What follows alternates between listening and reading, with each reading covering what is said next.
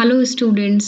Last XE2 conservation के presentation में हम seed bank, cryo preservation, tissue culture और DNA बैंक्स तक कवर कर चुके हैं। आज हम आर्बोरेटा से शुरू करते हैं।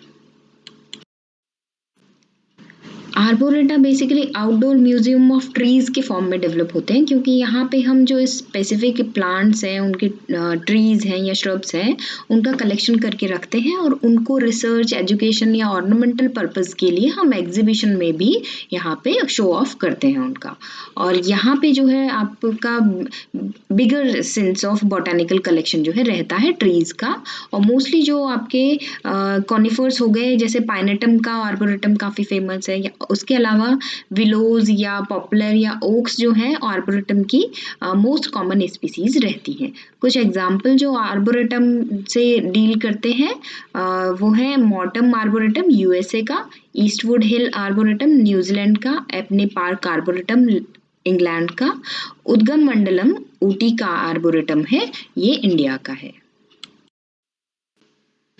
बोटैनिकल गार्डन्स जो हैं वो आउटडोर लेबोरेटरीज की फॉर्म में डेवलप होते हैं, और यहाँ पे हम ट्रॉपिकल और टेम्परेट इकोसिस्टम के जितने भी प्लांट्स होते हैं उनको कंजर्व करने की कोशिश करते हैं।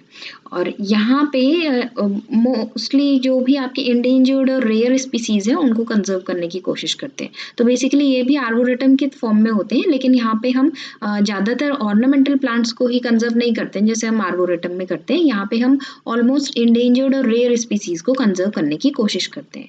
और आर्बोरेटम जो है वो मॉडर्न वर्जन है बोटैनिकल गार्डन का। और यहाँ पे हम समझे तो बोटैनिकल गार्डन्स में हम जीन पूल्स और जर्म प्लाज्म का बैंक भी बनाते हैं, जो भी वाइल्ड स्पीसीज है प्लांट्स की उनसे रिलेटेड हम यहाँ पे उनका जेनेटिक डाइवर्सिटी को भी कंजर्व करते हैं। इसके अलावा हम यहाँ पे सीजनल प्लांट्स हैं उनको डिस्प्ले करते हैं, या फिर जो भी फ्लावर्स हैं जो यूजुअल इंटरेस्ट के हैं उनको भी यहाँ पे डिस्प्ले किया जाता है। एट प्रेजेंट बात करें तो इंडिया में 43 बोटैनिकल गार्डन्स जो हैं वो चल रहे हैं, और यहाँ पे 2000 बोटैनिकल गार्डन और अलॉन्ग विद आर्बोरेटास जो हैं वो वर्ल्ड वाइड अभी एट प्रेजेंट वर्किंग कंडीशन में है। और ये सारे के सारे XE2 कंजर्वेशन के थ्रू डील करते हैं प्लांट के कंजर्वेशन को। यहाँ पे हम बात करें तो सबसे बड़ा बोटैनिकल गार्डन जो है वर्ल्ड का वो है कीव रॉयल गार्डन जो लंदन में है। वहीं इंडिया का जो सबसे बड़ा बोटैनिकल गार्डन और सबसे पुराना बोटैनिकल गार्डन है वो है कोलकाता का इंडियन बोटैनिकल गार्डन, जिसका पहले नाम था रॉयल बोटैनिक गार्डन या Calcutta botanic garden. Zoological parks या ज़ूलॉजिकल गार्डन्स की बात करें हम तो ये भी आपके मोस्टली एग्जिबिटेड पर्पस के लिए जो भी आपके एनिमल्स हैं उनको हम यहाँ पे कंजर्व करते हैं। इनको हम जूज या एनिमल पार्क्स या मिनाग्रीज भी कहते हैं। और यहाँ पे हम ना सिर्फ उन्हें कंजर्व करते हैं, उनके ब्रीडिंग प्रोग्राम को भी हम यहाँ पे कंटिन्यू करवाते हैं, अब जो मॉडर्न ज़ूलॉजिकल गार्डन्स हैं उनमें स्पेसिफिकली। और यहाँ पे बात करें इंडिया में तो 72 जूज आर देयर, और जो कि सेंट्रल जू अथॉरिटी के द्वारा मैनेज की जाती है।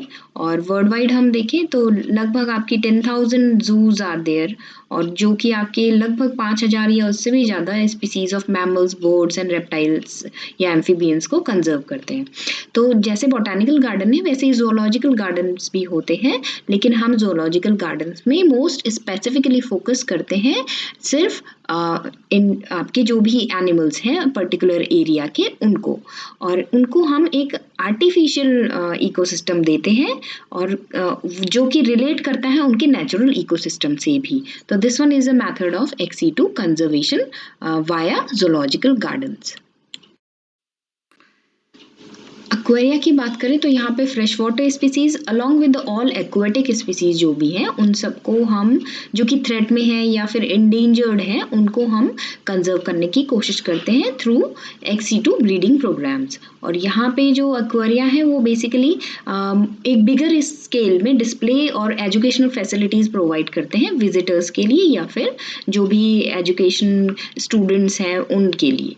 और यहाँ पे world conservation union that is international union for conservation of nature के द्वारा इन जो भी एक्वाटिक स्पीसीज हैं जो थ्रेट में है उनके लिए एक स्पेसिफिक प्रोग्राम्स जो हैं वो चलाए जाते हैं, जिसमें हम उनका प्रोटेक्शन और कंजर्वेशन और ब्रीडिंग ये सारे प्रोग्राम्स जो है एक साथ रन करवाते हैं।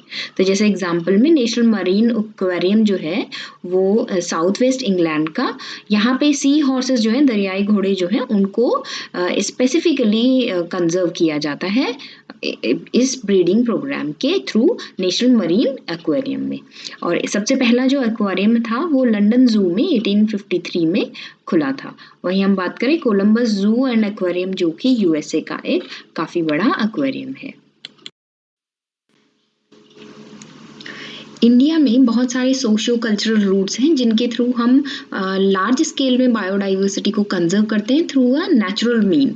तो ये जो है एनवायरनमेंट को भी बेनिफिट पहुंचाता है और बायोडाइवर्सिटी का कंजर्वेशन का भी एक मेथड है जो कि डायरेक्टली हमारे रिचुअल्स, हमारे फेथ के ऊपर डिपेंड करता है। और इसके थ्रू हम बहुत सारे प्लांट्स, एनिमल्स एंड फॉरेस्ट को कंजर्व करते हैं।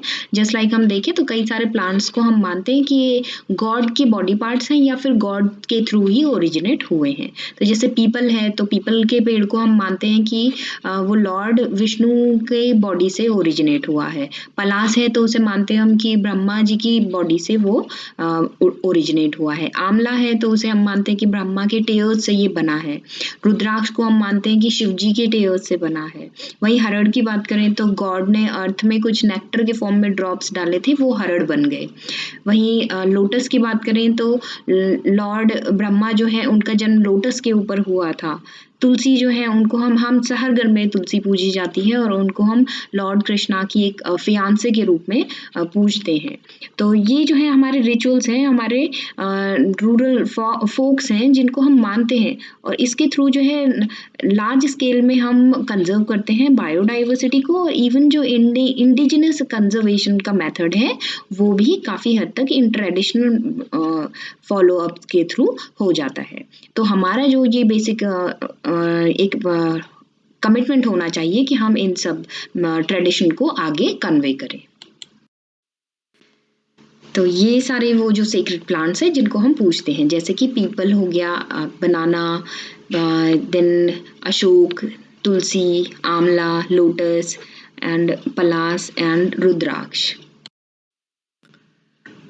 होम गार्डन्स की बात करें तो आज की डेट में कई सारे घरों में ऑलरेडी बहुत सारे हर्ब्स और किचन गार्डन्स जो हैं वो बनाए जाते हैं और वाटर गार्डन्स भी हम देखते हैं जो घरों में ही अपने डिफरेंट फिजिकल, सोशल और इकोनॉमिक फंक्शंस के लिए हम अपने घरों में छोटा एरिया हो या बड़ा एरिया हो बना लेते हैं, जिससे कि काफ़ी हद तक आपकी जो नेटिव प्लांट्स हैं या फिर जो भी स्पेसिफिक इंडिजिनस स्पीसीज़ हैं वो कंजर्व होती हैं। जैसे हम देखें तो mint and thyme, lavender, coriander, sage, fenugreek, gourds, different types of gourds, chili, tomato, spinach, guava, papaya, ये हम होम गार्डन या किचन गार्डन के फॉर्म में बनाते हैं। वहीं हम देखें तो वाटर लिली या वाटर लोटस जो है इनको भी हम अपने घरों में एज सच वाटर गार्डन के फॉर्म में डेकोरेट करते हैं। तो ये डेकोरेटिव पर्पस के तो होते ही हैं, साथ में जो है हमें बेसिक रिक्वायरमेंट जो होती हैं किचन रिलेटेड उनमें भी हेल्प करते हैं। तो ऑर्नामेंटल प्लस मेडिसिनल हर्ब्स या क्यूलिनरी दोनों का काम ये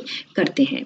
और इसमें हम अधिकतर जो है अपने जो जैसे अब हम बात करें एलोवेरा हो गया या फिर हमारा सर्टेन काइंड्स ऑफ कैक्टस हो गए या फ्लोरल गार्डन्स हो गए, रोज हो गया, सर्टेन अदर फ्लावर्स जो है उनको हम लगाते हैं फॉर डेकोरेटिव पर्पस। और इससे हमारा ना सिर्फ घर या हमारा इंटीरियर सुंदर दिखता है, एक्सटीरियर सुंदर दिखता है, उसके अलावा बहुत सारे जो भी आपके नेटिव स्पीसीज ऑफ प्लांट्स या हर्ब्स हैं वो भी कंजर्व होती हैं।